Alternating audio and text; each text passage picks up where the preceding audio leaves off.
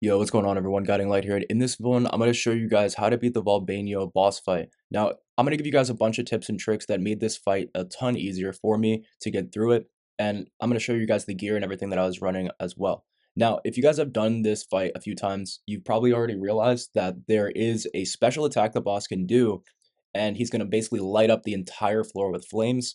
And it can be extremely hard to beat the boss if you don't know the strategy. So very quickly, I will show you guys exactly how you can beat this and make it a ton easier.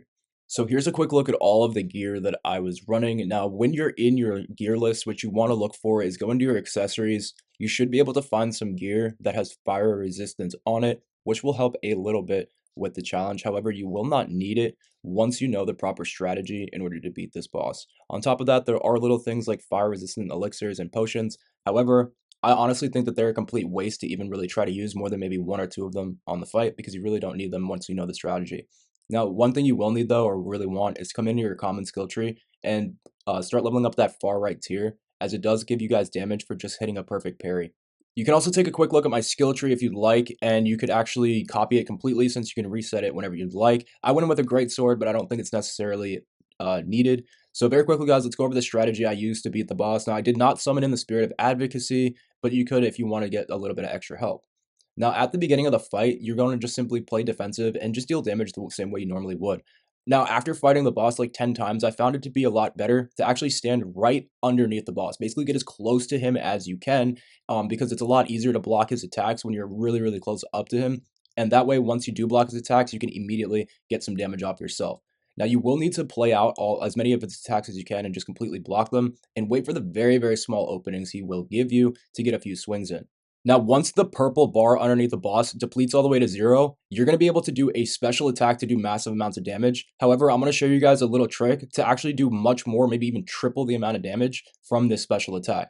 Now, also a good thing to try and do is charge up your attacks, because the normal base attack on at least my sword is only doing about 400 damage, but when it's charged up, it does about 1,000 or more. And honestly, it's not even really worth going in at 400 damage at a time, because eventually you're going to run out of energy. Now, another thing to keep in mind is that you can also use these abilities on the bottom right corner, and you can stack them up to create combos and do massive amounts of damage. Now, one more tip I want to give you guys is when you're going in for the special attack, when his stamina bar completely depletes. Now, before immediately going in for your special attack, what you want to do is actually hit as many charged attacks as you can. Go in for a bunch of heavy swings, and even hit him maybe even with one of your abilities if you have it right before going into the ultimate attack.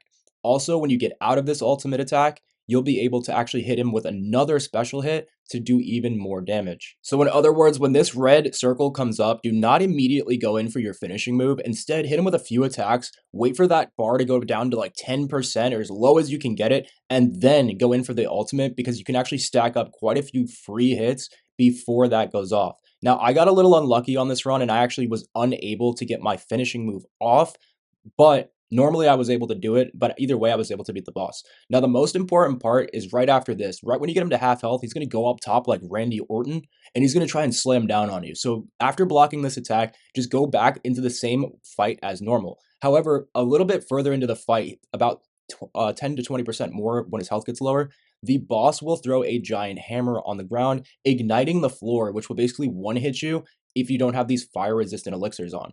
Now, the problem though is that these fire-resistant elixirs are not enough to actually keep you alive, as the boss will light the floor up for about 2 minutes straight, meaning that you're just going to get relit up as soon as you pop the potion. And that's why I was trying to say at the beginning, maybe don't bring in more than like 1 or 2, because you're basically going to waste them.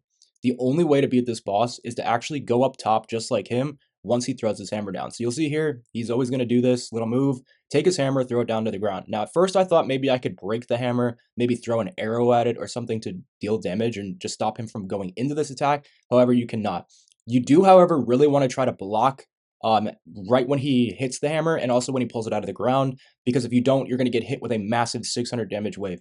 However, if you just go right up top before the flames hit, you shouldn't actually get hit by any of these attacks at all, and you can just continue on the fight as normal. Just get his purple bar back down lower, and this time around, you'll see how I go in for a massive combo to actually completely take out the boss. So hopefully this helps you guys out. I'll make a ton more guides if you guys want. Just let me know in the comments, and I'll catch you in the next one. Peace.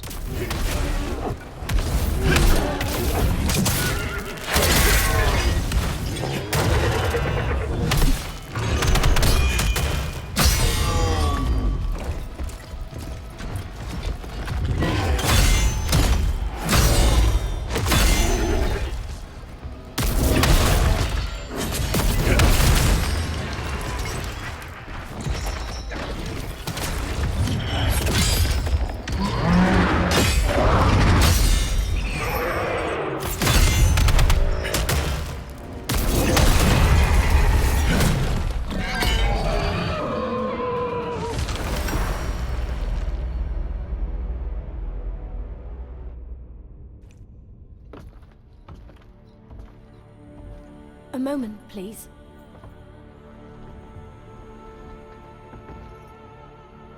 I just wanted to thank you for saving me. I owe you my life. I'm looking for